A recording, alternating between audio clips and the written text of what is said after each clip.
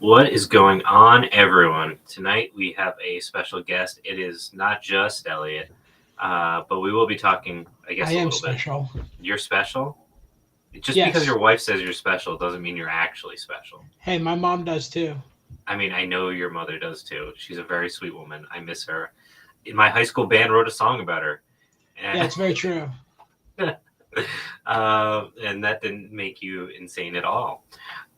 So today we're talking about how to start a mutual aid collective. And this is something that I think a lot of people reach out to us and say, hey, so there's nothing where I live. And that seems like a problem for me. So, like, how do I connect with people, like minded folks?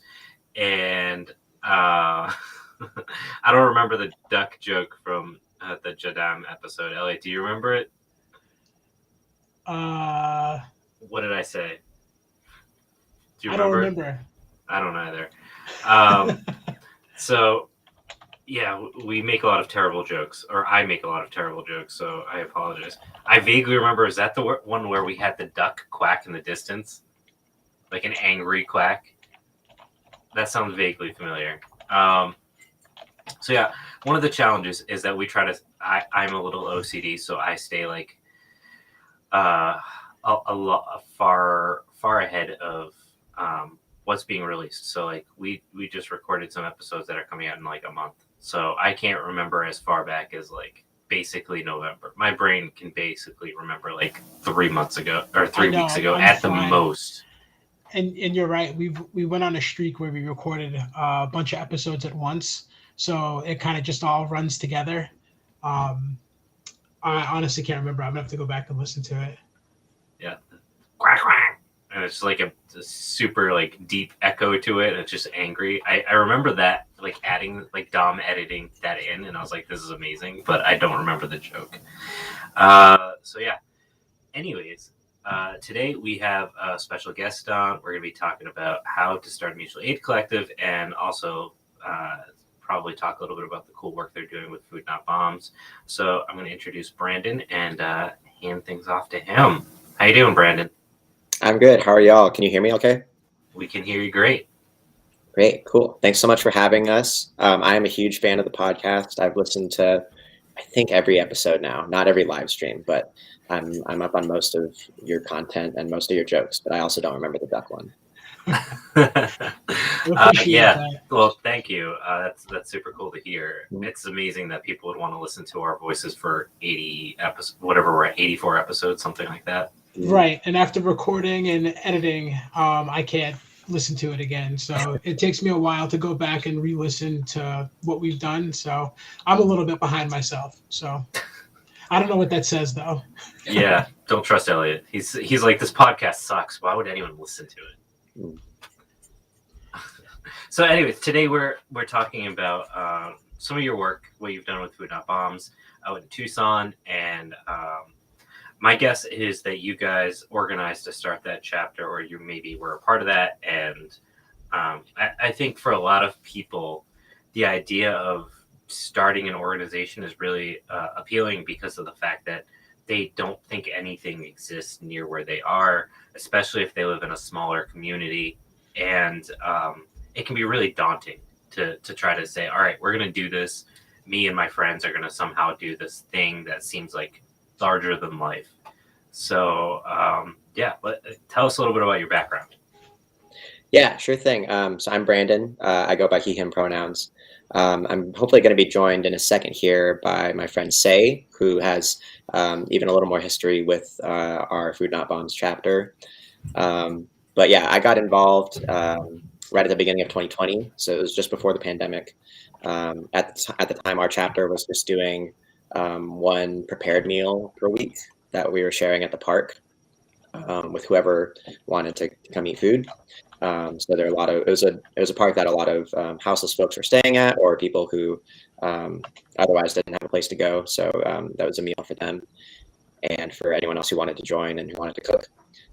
And then when the pandemic struck, we saw a lot of mutual aid happening across the whole country, seeing like Google Docs and different pictures and videos of people passing out food or other supplies and everything, making networks in their community that kind of helped support like resilience and people who otherwise, were out of the job or like couldn't work because of lockdown.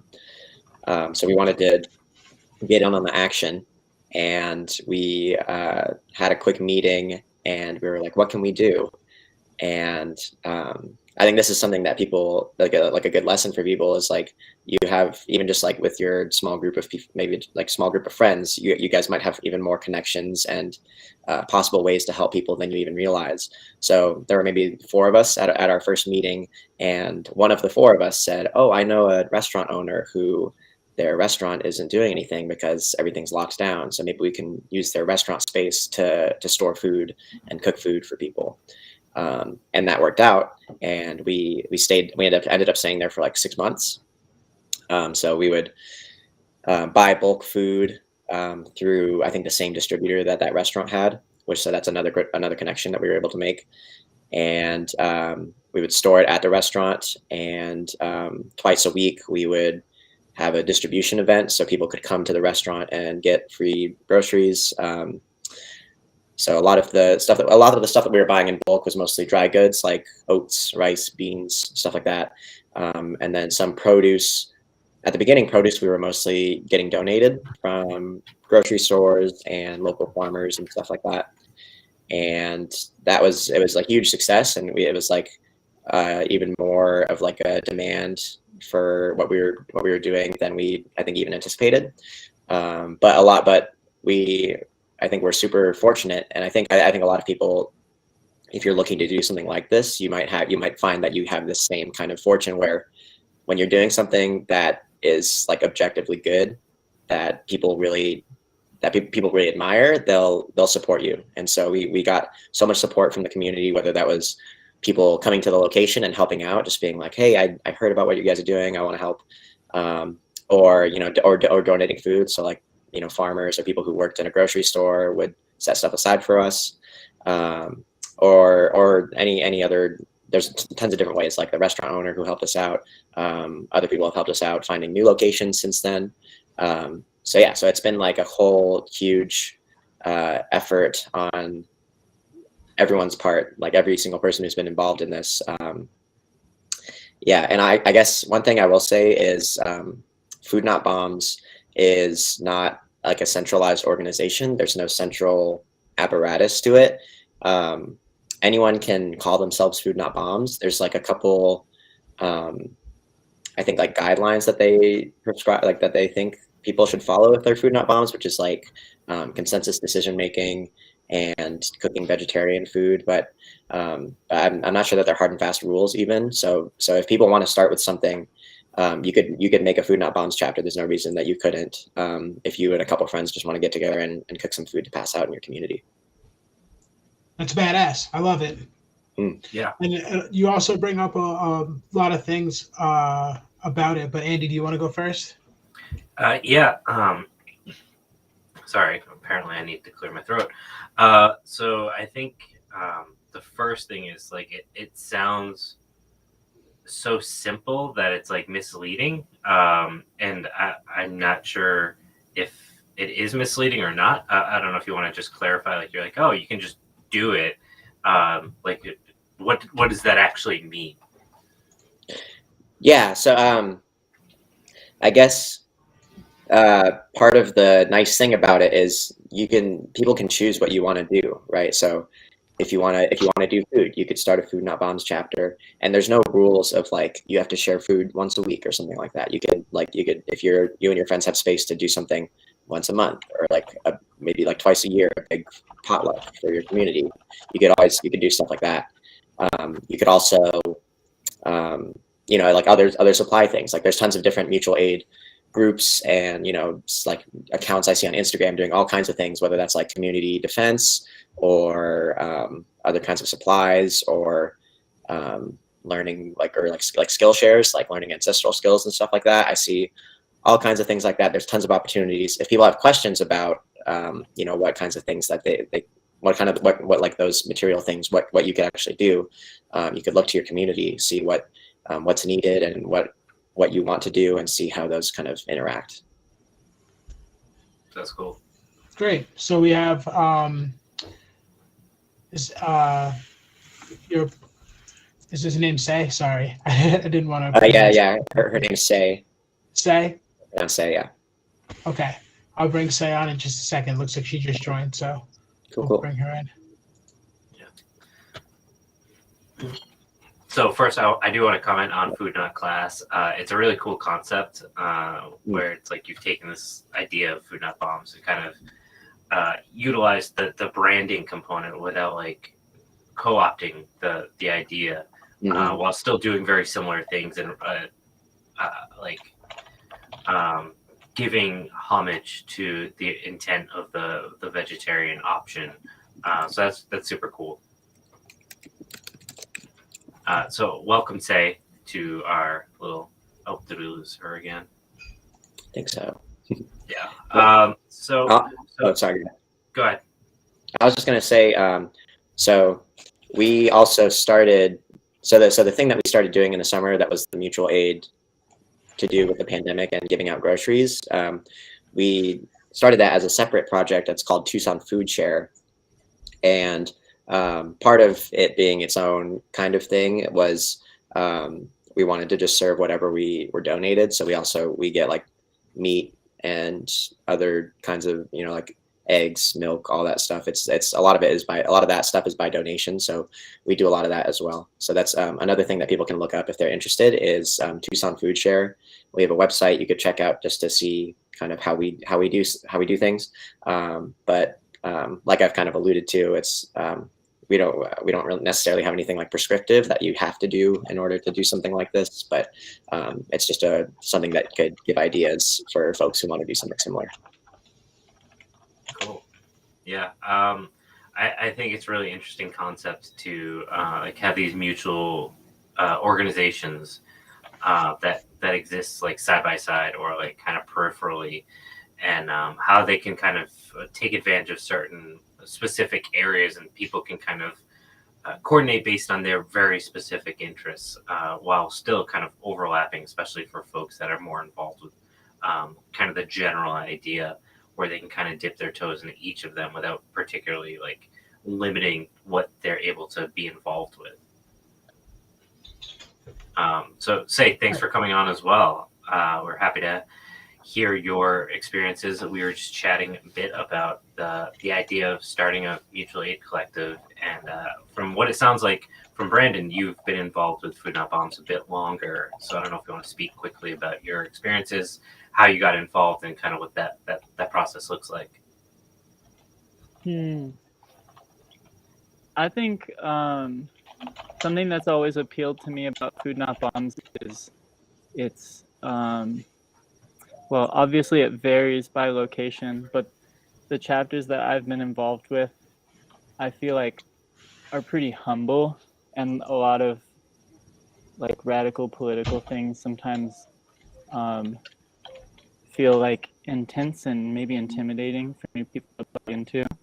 And the Food Not Bombs chapter in Tucson, or at least the iteration, there's been multiple iterations that have like come and gone, but this iteration is very like cutesy and friendly, and that I think even though a lot of the people who I think imbued that that quality in Food Not Bombs are not currently involved, it just like carries on because I think the people who fold into the project tend to be kind of softies and big sweethearts, and that's really why I got involved with Food Not Bombs specifically here, was just because that's what felt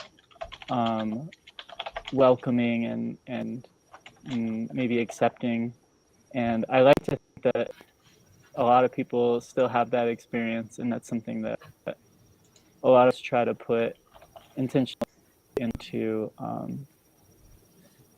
really accommodating people who might feel like uncomfortable or nervous when they first show up in the space, to just be like kind of sometimes aggressively friendly, and that can really help people open up and start to feel connected and ultimately like come back again, which is often a big challenge with things like this, that a lot of people come through for a day, like put some food in boxes and are quietly just there doing tasks and then disappear, and we don't see or hear from them. So I try to think of myself when I showed up and I was like, I don't know these people, and like I know what I'm looking for, but it can be like pretty nerve-wracking. And I think it's really cool because we're finding that there's a lot of people with like the same politics and values as us who are just not like folded into like a radical scene or subculture. And then we've kind of made our own that's somewhat connected to and somewhat adjacent to existing more like punk anarchist kind of scenes. And I think it's really sweet to have kind of that, I guess, diversity of more of like the ecosystem of radical politics, where there's these like different kinds of people to like find places where we fit in, and if we don't fit in one collective or space, that like there might be another space for us and we can all still be like interwoven. Yeah, and I from my own experiences, like I think a lot of people go into like mutual aid and like they're interested in it, but it's like really intimidating because it can feel before you get into that space that it's very gatekeeping, that it's very clicky. Which I mean, I'm not going to say those things don't exist at all because like it just spent 5 minutes on a meme page for the left, and like you're going to get those impressions. But also like there's that component, and then I think there's also the component of like what mutual aid actually looks like. It's much less glamorous than what people expect, where it is very much like, oh, I'm just going to do this very simple task repeatedly, much like a minimum wage job I've done in the past. And that can be like this turnoff where it's like you're expecting to get this emotional feedback from this work that you're doing. And they come and they do their thing, and then they're like, oh, that wasn't what I thought, and I guess I'm not going to do it again. So like that is another that is a long conversation to have. But I guess first I want to talk about like for folks that are thinking like there's nothing around me, I need to start an organization. First, how do you figure out whether or not there's actually anything that exists around you? Because I feel like in my experiences, again, and I'm going to be completely subjective because I have no other evidence to base this on, there usually is more than you think that exists when it comes to like organizations that are out there. And like Food Not Bombs, I think is a name that people see and they recognize like exactly what it is right away. But that's not the only organization that's doing things like this. So I don't know if you want to talk a little bit about like what that process looks like, or like where people should be looking because you're a little bit more tuned into what exists out there and where to find those resources. Yeah, I could tell the story of how I found this chapter, which is kind of funny, but I think I can't quite remember, but I'm pretty sure I really got radicalized by meme culture, like on Instagram and Reddit, and just slowly going down the rabbit hole. Like, sorry, what's that? That'll happen. It'll happen to you, yeah. And people, I was like looking for what is something I can do in my real life to make a difference. That's not just looking at memes, even though that's important. So I was. People kept bringing up like IWW and Food Not Bombs as two things that are pretty widespread. So there's like a better chance that one of those groups would have something in your area. And so I looked up Food Not Bombs, and I think there is some sort of Food Not Bombs website where you can look up your city and see if there's something nearby. And that took me to a Facebook page that had been defunct for maybe a year. I sent a message to it and no one responded, but I saw a picture of someone that I had a class with in college, and I saw him at a coffee shop not too long after that, and I asked him I was like, hey, are you still doing Food Not Bombs? And he was like, oh man, no, I've been out of it for a while. But he was like, but you should check out the Instagram.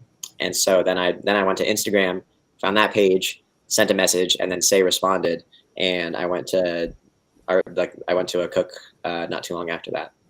So it might take some digging based on your location, but you could definitely find a way to find something like that, especially if you have internet access. That's like a great way to look for people in your area.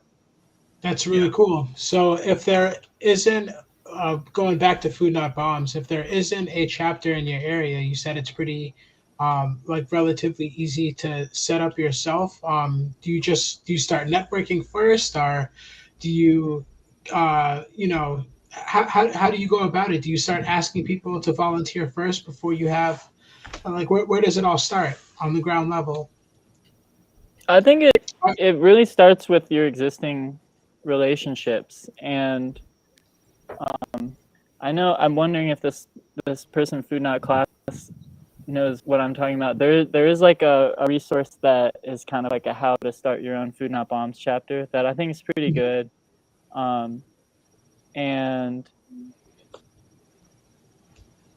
I think, I don't know, I was just talking to a bunch of high school students recently, and the thing that I feel like was like really sticking the most was oh, sick, awesome, thank you, was talking about just like sort of taking stock of like, who do you know, what kind of skills do you have, what are your strengths, and what are your resources that you have access to and your connections, and then just like what's maybe not going well in your community, and just start small. And that's really hard because we we've, especially if we're into like politics, we've got these like big things that we're trying to deal with. Be like, oh, the way that I'm gonna like resist like empire and is like cooking a meal for like 5 of my neighbors together. But that's really where it starts, and like so much can expand from that. Less than a year before we started the food share, I was cooking Food Not Bombs by myself and going to the park, and like 5 people would eat with me. And that was like a lull. Like I wasn't starting it. It was just sort of like things had fizzled and a lot of people had dropped off the map. And then like I think it was like 2 months later that Brandon came, and by then there were like 4 or 5 of us. And then by the time COVID started, there was like a dozen of us who had just been cooking together every Sunday, knew and trusted each other, knew how to do consensus, connected with some local food resources. And so we basically did that as COVID was starting. We were like, okay, what are the unique challenges in this new pandemic world? Oh, wasn't that fun? What's that? Wasn't that fun? Yeah. Well, it was honestly, that was scary. But once we got rolling, it was kind of like we were thriving. Sometimes I miss early COVID days because like we knew what to do and we were doing it every day. And it was really beautiful and sweet. And like, at least, I don't know. For me, I kind of do really well when there's like shit's going on. And like I wasn't depressed anymore, that's for sure. but that's kind of like, I think even that there needs to be like an organization with a name is something that's like really good for us to challenge in ourselves, that if what we want to do is mutual aid, there's like infinite ways that it can look, and it doesn't have to be Food Not Bombs, it doesn't have to be food. Right. I think just food is what we go to because it's a really basic thing. And in terms of like, yeah, you can get something going pretty easily, and there's not like really intense regulations to stifle it like there is with healthcare or like access to land or buildings or like that shit's a lot harder. Yeah, and I'll say, and this is a byproduct of our educational system, is that when you say there's infinite amount of options for people in the United States, especially where it's like, well, you've spent 14 years basically being told like how to take tests and there's one of these four things as the answer. The idea that there's no answer is like really hard for people, and it's like really intimidating to be like, you can do whatever you want. You said like, you can do whatever I can do whatever I want, and people are like, I don't know what to do. Like they're incapable of making that decision because you expect there to be a right answer and b like a limited option for what those answers should be. And that should be a really freeing thing, but in reality it can be like really suffocating, which is why I think like while I 100% agree with you that like we shouldn't need necessarily labels like food not bombs, I also think they're really helpful for people that otherwise wouldn't know what to do. They'd be completely paralyzed by like the opportunity and the options. And because this will come out as we've started uploading our Twitch streams to a podcast called the Poor Pro Skill Share. For folks that are not able to see our visual, somebody dropped in the chat foodnotbombs.net/7 as it's spelled out SEVEN.html, and that's the 7 steps to start a Food Not Bombs. Sorry, I cut you off a little bit, but I just want to kind of dig into that a little bit. Great. Well, I think, okay, so I'm looking at this question from H.88, and yeah, I'll I read was it thinking for you. about, again, for people that are listening, as a college student, I don't really have the time or money for that matter to help other people in the mutual aid sense. I have a plan in case the states go to absolute hell. Fortunately, you're listening to this podcast, but is there anything I can be doing right now? I think one thing I've noticed with the proliferation of term food or mutual aid in the past couple of years is that like its meaning is really shifting, and there's a lot of usage of it that is, I don't know, in my opinion, still good things, but not more like direct aid or donation or charity or whatever. And I think that's just like important to consider that like mutual aid doesn't have to start with giving. It's just devising our needs, and everyone has needs, and sometimes we're not getting them met at all. Sometimes we're getting them met through structures that maybe we don't trust to stay stable or are in conflict with our values, like maybe like going to work and then buying things, or it's just like a shitty life to live. So I think any way we can take any form of life that has to exist in the world of work and money and whatever, anytime we can take that and address it together with people we know and care about and are around us, then like to me that's a huge win. And like us towards like always being able to amplify when like me and 3 people get together and we like all cook together, we might be spending the same amount of time cooking and cleaning as we would for us individually, but then it's food for 3 of us, or things like that, where like when we collectivize day-to-day life, it like opens up more time. We have more people to lean on when we're struggling. So it doesn't have to start with like me giving you something. It can start with just like, it can start with asking, really. And we do it every day, this thing that we're like mutual aid. We're like always doing it. Everyone does it. It's like really basic human thing. But I guess it's just kind of like the more the merrier with mutual aid. We can like never have enough because we live in a world that like prevents us from doing that. And if we're really like looking after each other, then I don't know, that increases our power to combat big evil systems of domination. That's very true. And it's funny because the other day, um, somebody asked me for a pen, but the look on their face, like the way they asked for the pen, they made it seem like it was a long shot.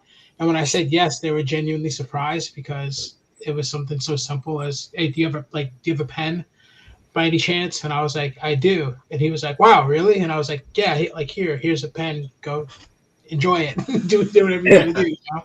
It was But on probably the free. Yeah. right, I found it in my truck. I didn't need it. As So much as yeah, I hate Coca-Cola, they've got that one commercial that's like, I do this thing, like I give this person a pen, and then they're like, "Oh wow, giving," and then they go like help grandma across the street, and then grandma like gives somebody a Coke or whatever the fuck. Like, right, right, but that essential like thing, that's kind of a vibe. Like, if we're absolutely. just like, that stuff's contagious. It feels good when someone does something for me, even if I can't do something for that person directly. I feel sort of like, hey, like I want to do something for someone. Yeah, there are good people still in the world. Like, yeah, Right. it has that like vibe of like, oh, I guess we're all more than just like relationships of commodification. I think that feeling's called appreciation, and it's been a long time. It's been a long time since I've appreciated things. Um, but yeah, so it doesn't always revolve around food, but food is the most basic thing. So, um, do you, like how do you find places to cook and prepare food and things like that? And the timing and the scheduling and how does all that part of it work to get the food to where it needs to be? So I could, I realized I told you guys kind of our story up until when the pandemic started, but I can update you with what's kind of happened since then. Is so we started the Tucson Food Share at the beginning of the pandemic. We were working out of that restaurant in town. We were there for about 6 months, and then we had to move locations to this other community space, and we did a lot of work there. And since then, well, during this whole time, we like kind of blew up like a lot more than we were expecting. Like so many people in town were like following us on Instagram and like messaging us like, "Hey, like how can I help? How can I do? Like what can I do?" Or messaging like, "Hey, I have these things to give," and it was really cool. It's like kind of became like what feels like a legitimate community resource. Like we have like we're listed on the City of Tucson website now as like That's as a dope. resource for getting food, which is funny because as Food Not Bombs, we had kind of a kerfuffle with the city about the legality of serving food in parks just before the pandemic. So, but we can talk about that more if you guys are interested. Oh, You want to get Andy fired up? You want Yeah, to get yeah. We'll start drinking. Yeah. Oh, Get it part going. Pop one of those bottles, bud. Part of that is we found some great connections to even resources that we weren't expecting, like big nonprofits in town, and so we got a really good grant, and that allowed us to rent our own space. So now we have our own building, and we have like two industrial refrigerators and a couple smaller refrigerators. We have a community fridge, and we have just tons of space to do all of the packing and cooking and everything that we want to do. And so I think in 1 year, I was just at our location today, and on our whiteboard, I'm pretty sure it says like in 1 year we served about 7,000 people. That's either at just our distro events, so that's when people come to our physical location and pick up food, or it might have been that plus our deliveries. So we're also doing delivery now, which that relies on some volunteers who made a Google form, and then they look at all the results from that of folks who requested delivery and like what their addresses are, and then mapping that out, and then people volunteer to drive to houses and deliver food and coordinate all that. So we have like lots of volunteers who opt to do that kind of work like on a computer, and that is super helpful work as well. So you don't have to be physically at our location to help out in that way. So we've been kind of chugging along like that at our current location since May of last year, serving food to probably a couple hundred people every week through distribution events at our location and deliveries to people's homes. And then we also, I think twice a month now, we do kind of what was more similar to what Food Not Bombs was doing before, which is like a prepared meal. But now we're doing burritos, just because those are easy to pass out and people don't have to congregate and get food out of something. Right. And folks will ride their bikes and pass out the burritos. So it's I've gone to a few of those, and it's always like a really fun event, because you're riding bikes as a group, and then everyone has like stacks of burritos in their carts, and then just ride through different parks and be like, hey, does anyone want some burritos? And people are always stoked to see that. Not gonna lie, it might sound weird, but that's always been a dream of mine, is to ride a bike with a bunch of burritos. So it sounds it sounds like I have work to do. It's like being Santa, but not. Yeah. Burrito Santa. We do.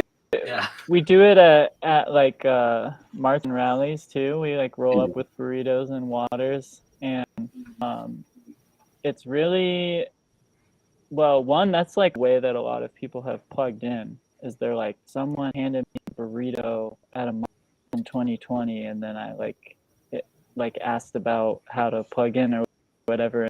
I've been thinking about that burrito since. Yeah. Yeah, I hope it was a good burrito. Usually they say they're good, but it's also been interesting at like really tense marches that I like use it as a de-escalation tactic to like offer people food and water when they're kind of like if there's a couple of times there's been like people screaming at each other, and I'm like, I just walk right up and I'm like, hey, anybody want a burrito? And I think it really helps, especially when it's like, you know, people in all black like chanting ACAB and stuff, and then there's someone like, are you hungry? That's awesome. So someone asked, do you have any advice for mutual aid groups trying to push the local city council to stop harassing unhoused people? We delayed a camp eviction, but need a space for unhoused folks to camp without harassment. And I know that's a very niche question, but I don't know if you guys have any commentary on it.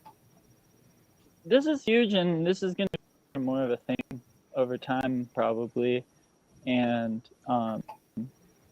really, mutual aid question, even if you have stable housing right now, because like all of us are. I feel like y'all just posted a meme about this, like one such and such away from like losing your job or losing your home or whatever. And so, yeah, it feels really crucial right now for everyone to be honestly experimenting with how to defend encampments, because I don't feel like there's really clear answers to that. And a lot of people are working on that. There's one encampment here that some of us have been trying to prevent with like moderate success, and we have specific political circumstances in Tucson where a lot of local government people are like, their power is dependent upon people thinking like good people and progressive. And so we can play into that, and basically anytime there's a scandal, they'll sort of like back off of stuff. And that's, Brandon mentioned like a kerfuffle with the city before COVID. And that's what happened, was like the city was threatening for like 20 years that you can't share food in public spaces without a permit, and then to get a permit is really complicated. You can only do it in like these two parks and whatever. There's red tape on purpose. What we do is not legal, and they were threatening to enforce it, and then a bunch of people like caused a ruckus on the internet, and then a bunch of us like packed City Hall and we're like, fuck you, repeal the ordinance. And they didn't repeal the ordinance, but they were like, oh, we would never. Like the mayor and the police chief were like, oh, we would never prosecute people for performing humanitarian aid or whatever. But they were totally ready to. Yeah. Until until we people cause saw the that stink. they were So going if to do you, it. Yeah.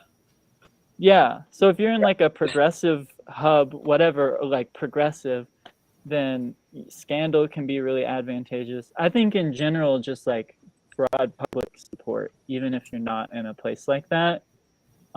Just like if everyone knows what you do and thinks that it's a good thing, um, then like people will bat for you to be able to keep doing it. Yeah. The thing with like living on the streets is that people hate you when that's like a really deep cultural value. So yeah, I don't know. That's a huge challenge, and I really just think we need to be experimenting and communicating about it and listening to what's going on. I know people in Boise have been doing. There's been an encampment like right in front of maybe City Hall or something, and so it's like simultaneously a place, a home, and a protest. And last I heard, there was a lot of state repression going on where people like legally coming after people for like keeping that encampment going.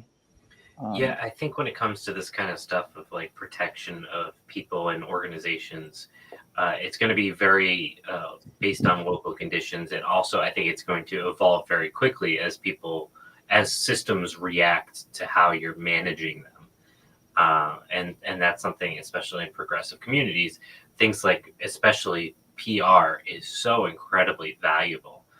Having somebody who knows how to manage social media and knows how to like do that outreach so that like people that are casually paying attention to local media are aware of what you're doing and that it's good, even if they're like far right. Like it's hard to argue against the idea of like feeding people because you want to and they're hungry, like starving.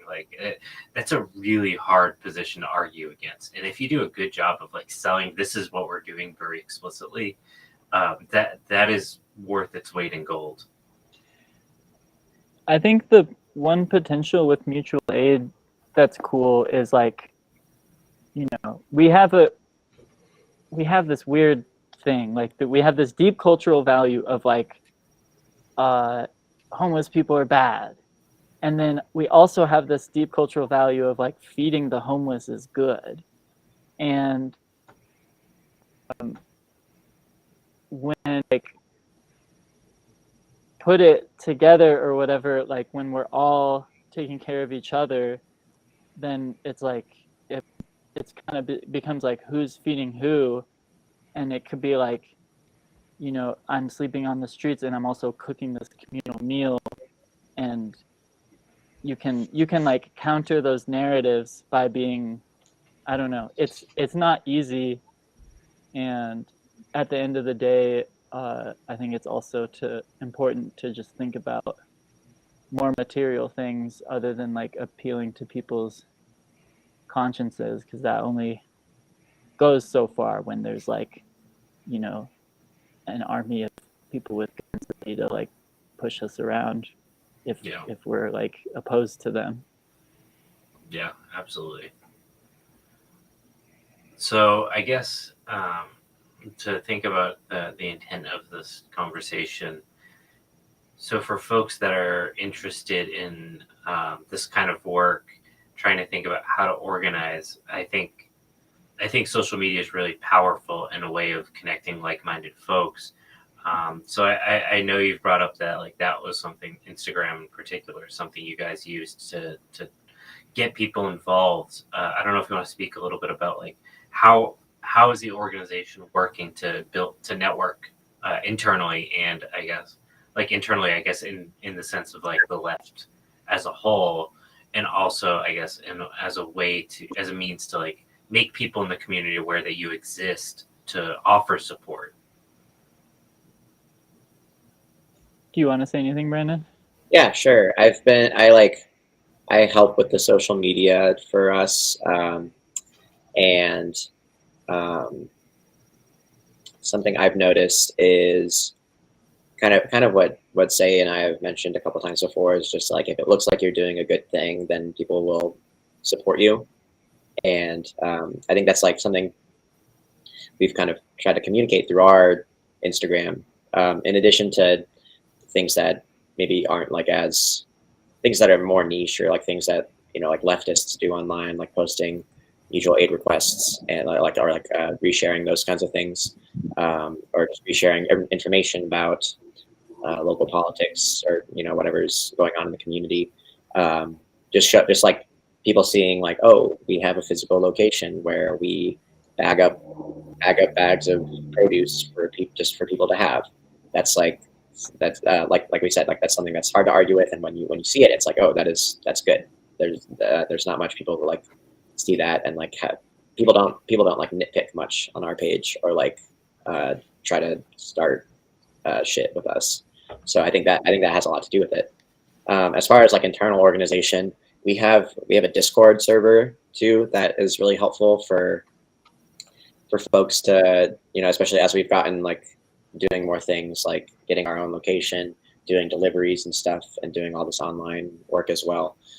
Having something like that where people can plug into conversations where they're interested is really nice. And so that's part of what we say is like, you don't have to participate in everything. You don't have to participate in anything if you don't want to, any decision making, but it's open to everyone.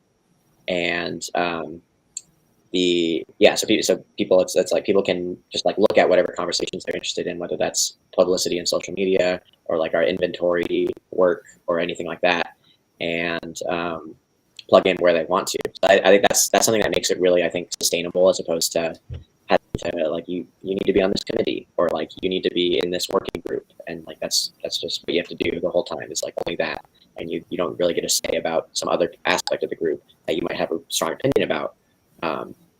So I think doing that is has been really important. Like has been really helpful to for the people who were there to start. Like we like all had each other on Signal or had each other's phone numbers. But as we've like gotten more and more people into the fold, having something like that, like a hub online where people can plug in and look at different conversations and see where they can best help out, is something organizationally that I think is helpful. I think I want to add that for those of us who like do the screen life, it's really easy to feel like social media is the world, and it isn't. And there's like much world that's not on it, and there's a lot of people who we want to work with who maybe don't even have a screen to look at. And so I think it's important to be like engaging with as many worlds as we can. And I don't know, like I'm thinking about two recent connections that felt really powerful. And one was someone came by the food share while we were having dinner, and we were like, hey, want to eat with us? And they were like, hell yeah, that's so cool. Hey, you've got a bunch of weeds creeping up in the corner of your building. I have a weed whacker. Do you want me to weed whack? Like, hell yeah, that's great. And that's just like a random person who was driving by and stopped. Was like, what is going on? And now that person's like feels connected in a way that they decided, like participate in a way that like they brought up on their own, which I think is really beautiful. And then also yesterday, I just met someone in front of my house where we've just got like a free table, and I was like looking at it to see if there was something that I wanted, and met this other person who was getting some clothes there, and we talked about the food share. And then he came to dinner that night and met all these people and was so stoked and helped clean up and was like, I'm definitely going to be back every week for dinner and maybe some other stuff. So just like those personal things that are often really kind of coincidental are so huge. And like when we bond together in person, like that's what really sticks a lot more than bonding over like ideology or language or something impersonal on the internet. Yeah, and I think that's a running theme that we've seen in the Skillshare series that we've been doing on Twitch, is that a lot of people have just said, as much as like the social media component of like finding like-minded folks is great, it's still secondary to even connecting with your local neighbors who may not have the same politics, because you have so many similar lived experiences, whether it's the trash being picked up on your street or the public schools or the cops or whatever it might be, the local economy. Just having similar politics doesn't erase all of those experiences or trump those experiences, I guess, is really the appropriate term. Someone asked, and I'll let you guys decide how you want to answer it. Have there been instances of infiltrators who attempt to disrupt your work? And if so, how do you protect against them? Probably, I feel like, especially in 2020. yeah, I feel like say, I've heard you joke often, like, yeah, there's probably been a cop or a few in our Discord. Yeah, it's like, what Yeah. are they gonna see? I guess, it's maybe different if you're doing stuff that's more sketchy, but it's like, well, we get food and we redistribute it, and we cook together, we eat together, like Everyone knows. Yeah, I mean, I know someone who did Food Not Bombs in Phoenix, and like 10 years ago, they had Phoenix cops get into the Food Not Bombs, and then that was just their in, and then they found these kids who did graffiti, and then they did like a sort of, I forget what you call it, but they like set them up and like did this Entrapment. entrapment. Yeah, they did some entrapment. And then it was really funny. I looked at the court documents, and on the court documents, there was it said, it kept referencing an anti-government organization, and it didn't name it, but it was Food Not Bombs, and they were like, these people are in an anti-government organization. It's like, man, we're just trying to feed people. Yeah, so like, That's anti-government, asshole. Yeah. I mean, we're openly like, oh, the government didn't help anyone during COVID. Like, that's just us doing it together. But I think also part of it is that like we took a specific route. I think a lot of people are like, fuck capitalism, fuck the nonprofit industrial complex and all this stuff, and we're gonna just like do it on our own, whatever. And we made ourselves like legible and like attractive to like government people and nonprofit people, and befriended some of them, and so there's like protection in that. Like, we're like pretty tight with the Southern Arizona Community Food Bank, which is like a massive, like multi-million-dollar nonprofit thing that like supplies food pantries across like half the state. And they're big fans of the food share, and they're also like social justice oriented. But between that and, like Brandon said, there's like a city website that lists us.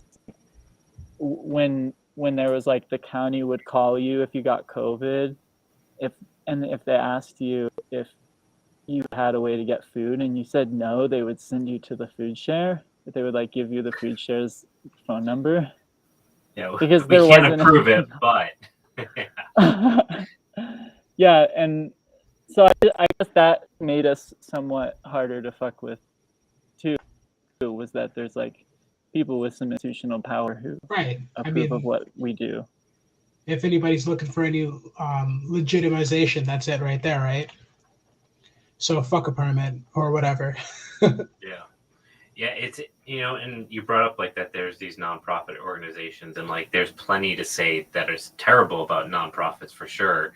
But having sat on multiple boards, one of the things that I've seen is that like a lot of people involved in nonprofits, and this is probably is not surprising at all.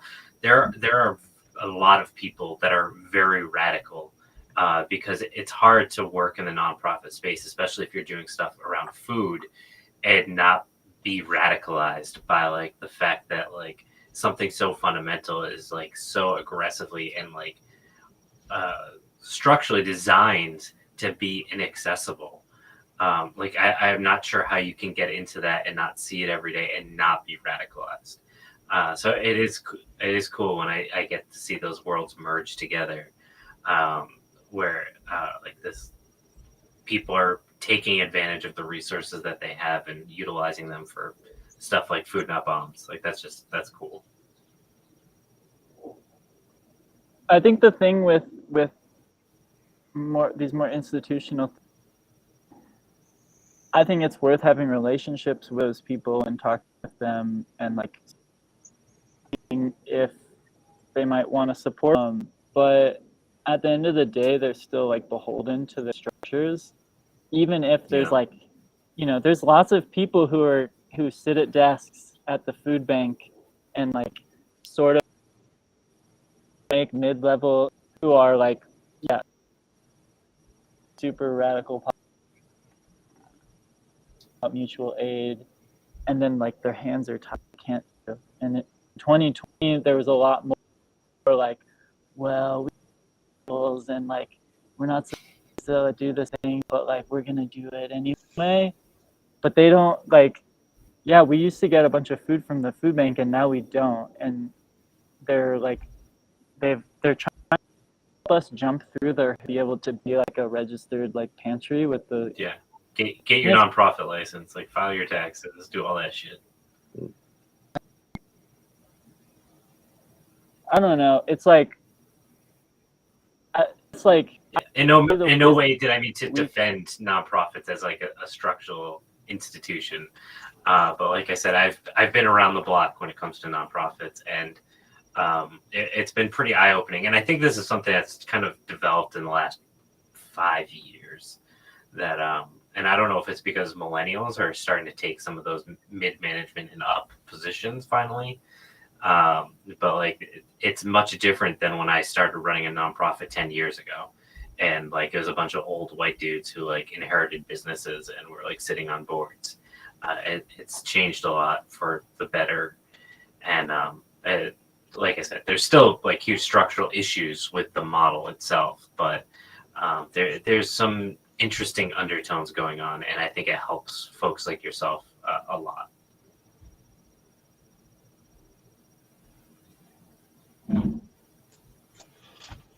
So anyways, was there anything you guys wanted to talk about that we haven't covered around, like if you're interested in getting into this kind of work, trying to connect with other like-minded folks and all that good stuff? One thing I oh, go ahead, Brandon. could say is just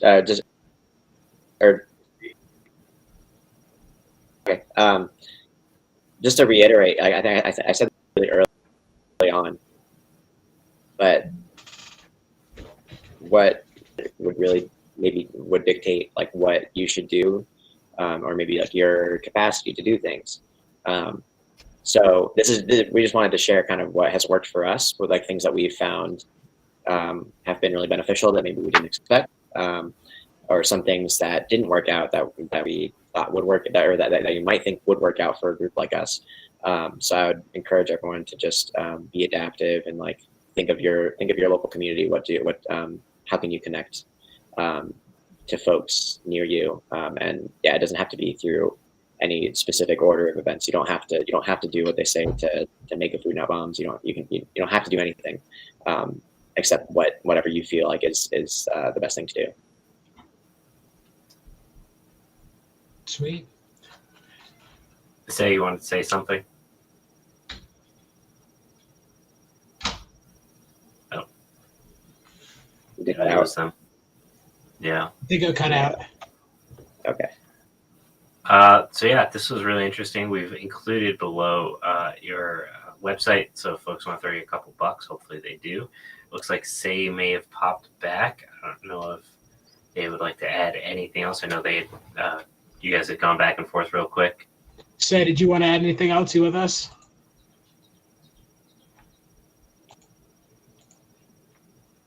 I'm in and out of connection, but so it goes. Right on.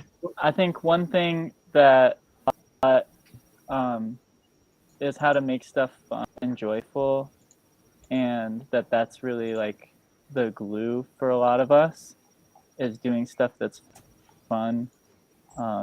It's something that I felt really inspired by friends in Atlanta doing forest defense there. They like have parties and raves and stuff all the time, and they're making something that's normally like really intense and scary, like also peppered with like lots of joyful connecting. And I try to do that when we host skill shares about just little food things, whether it's like making sauerkraut or harvesting acorns, or I don't know. Those are some big ones.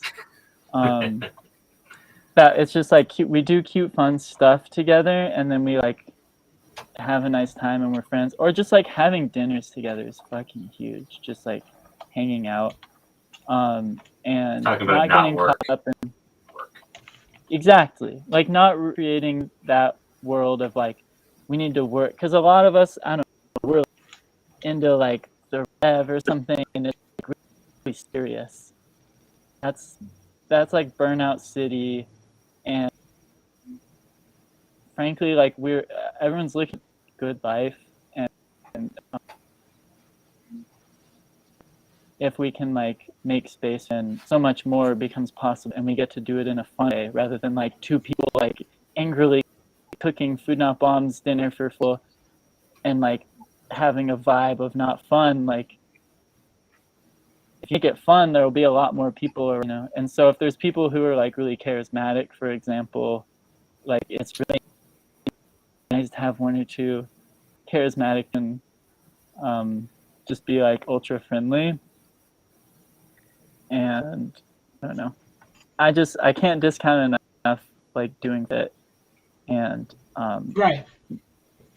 sidestepping the tendency that a lot of us have to be like really serious and to make it all about like bust ass for the people, whatever. Like, no, we want to have like tear a down good life capitalism now. today. Yeah. Yeah, and like we can have fun tearing down capitalism, honestly.